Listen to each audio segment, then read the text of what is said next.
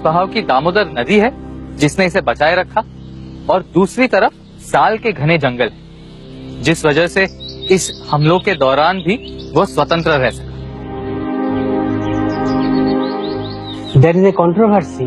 बिष्णुपुर के वो कौन पहले राजा थे जिन्होंने मुगल साम्राज्य के सामने समर्पण किया, इस बात को लेकर कई सारे विवाद हैं। Some say कई लोगों का ये मानना है कि धारी मल्ला वो पहले राजा थे जिनसे मुगल साम्राज्य को कर चुकाने की पद्धति शुरू हुई।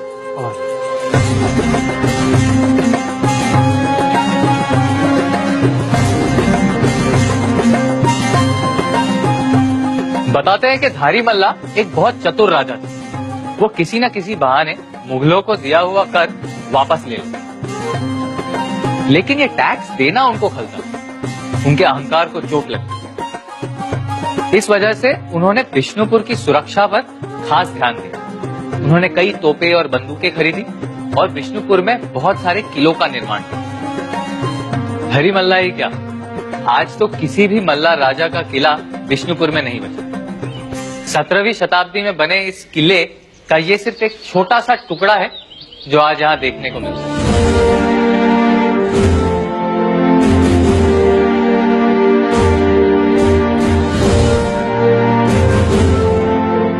बिष्णुपुर राज्य अपनी कलात्मक उपलब्धियों के लिए प्रसिद्ध है, लेकिन इस बचे हुए किले के एक दरवाजे से भी पता चलता है कि उनकी सुरक्षा योजना भी कमाल की रही है। यहाँ इस दीवार के दूसरी तरफ कुछ भी नहीं है, खाली जगह है। यहाँ सैनिक तैनात होते थे ताकि वो इन छेदों में से गोलियां मार सके अगर कोई आक्रमण करे।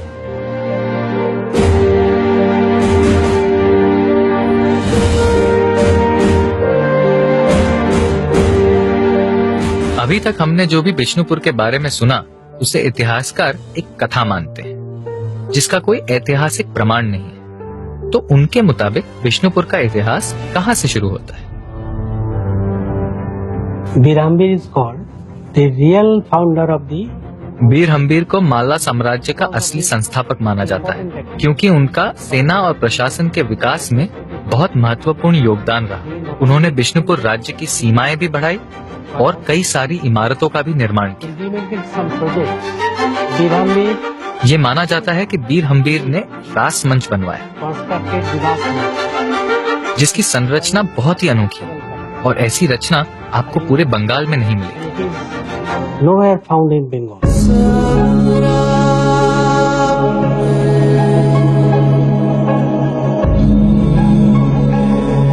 बीरहंबीर मल्ला राजवंश के पहले राजा थे जिन्होंने वैष्णव धर्म अपनाया।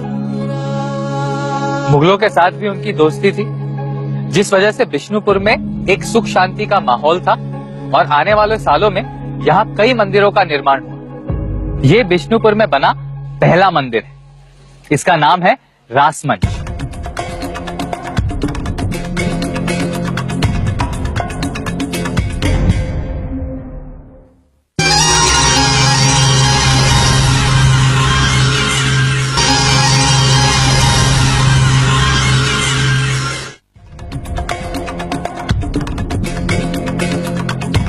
इस रासमंच को अमूमन मंदिर बुलाया जाता है, लेकिन असल में ये एक पवेलियन जैसा था।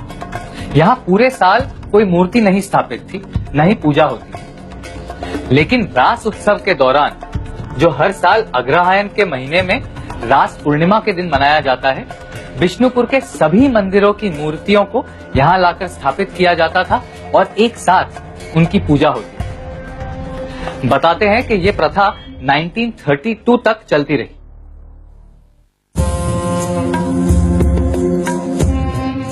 रासमंच एक और कारण से भी प्रसिद्ध है। माना जाता है बीरहंबीर यहाँ रास नृत्य किया करते थे। वो अपने दरबारियों के साथ कृष्ण भगवान पर आधारित नाटकों में शामिल होते थे और यहाँ उनका प्रदर्शन हुआ करता था।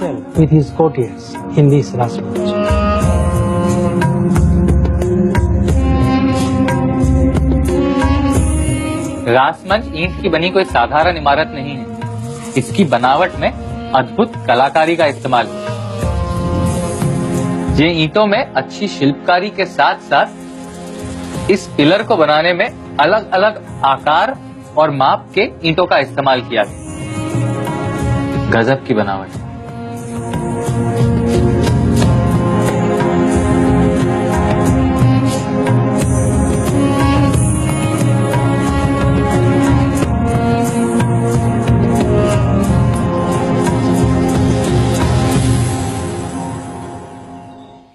मंदिरों के साथ साथ बिष्णुपुर प्रख्यात है बिष्णुपुर संगीत घराने के लिए, जो बंगाल में शास्त्रीय संगीत का एक लौता घराना।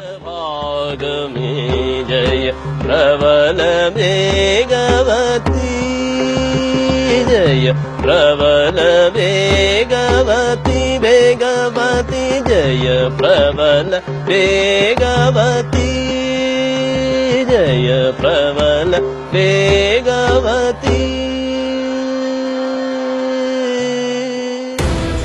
विष्णुपुर के कोई भी दो मंदिर एक जैसे नहीं और सभी की बनावट अद्भुत। इसकी शिल्पकारी इस तरह से इस प्रांत में और बंगाल में प्रचलित हुई कि इस तरह की शिल्पकारी को बंगाली आर्किटेक्चर बुलाया गया।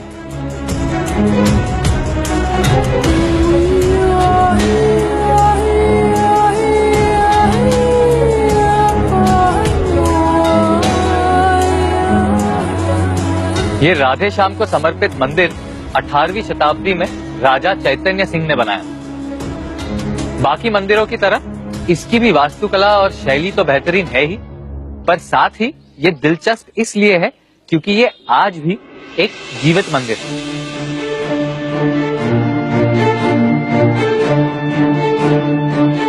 विष्णुपुर के जो बाकी टूटे फूटे मंदिर हैं, उनमें से कुछ मूर्तियां यहाँ पर गर्भगृह में संभाल कर रखी गई।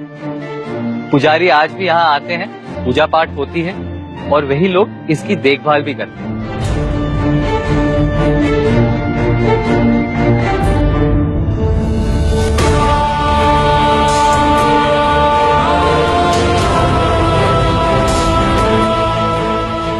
ये मंदिर बना 1758, जिसका मतलब है कि मल्ला राजवंश को यहाँ राज करते हुए 1000 साल से भी ज्यादा हो चुके। बिष्णुपुर एक तरह से पूर्वी भारत की सांस्कृतिक राजधानी बन चुका था। ताकतवर मुगल शासक भी यहाँ के राजवंश के सहयोगी थे, बल्कि दोस्त थे। तो फिर ऐसा क्या हुआ होगा अचानक कि बिष्णुपुर राज्य इस तरह से समाप्त हो गया है कि उस समय का यहाँ इन मंदिरों के अलावा और कुछ भी नहीं बचा। क्यों यहाँ पर इस तरह से एकांत छाया हुआ है?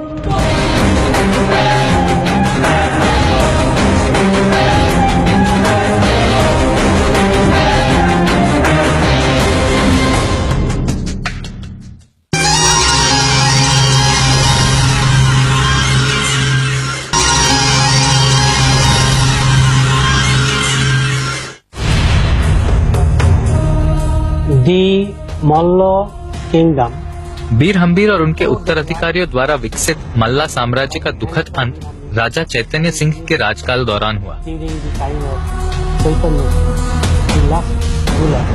जो मल्ला साम्राज्य के आखिरी राजा रहे। इस साम्राज्य के बिखरने के बहुत सारे कारण हैं। The Maratha raided the Vishnupur. जब मराठा शासकों ने बिष्णुपुर पर हमला किया, तब यहाँ बहुत बर्बादी हुई। फिर यहाँ सूखा पड़ने के कारण साम्राज्य और उसके लोगों की आर्थिक व्यवस्था भी बिगड़ने लगी। Destroyed their finances. राजा प्रजा से टैक्स वसूलने में असफल रहे, जिसके कारण वो कंगाल हो गए And for और इस वजह से साम्राज्य की नीलामी हुई और ये साम्राज्य खत्म हुआ। proceeded. माना जाता है कि इस साम्राज्य के टूटने की प्रक्रिया शुरू हुई जब बंगाल के नवाब सिराजुद्दौला को अंग्रेजों ने 1757 में बैटल ऑफ प्लासी में हराया।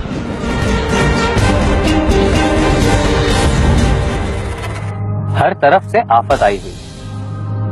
एक तरफ से मराठा आक्रमण कर रहे थे, तो दूसरी तरफ मुगलों की ताकत कमजोर हो रही और ईस्ट इंडिया कंपनी इस प्रांत पे हावी हो रही थी। इस सब के बीच बिष्णुपुर राज्य मानो पिस सा गया।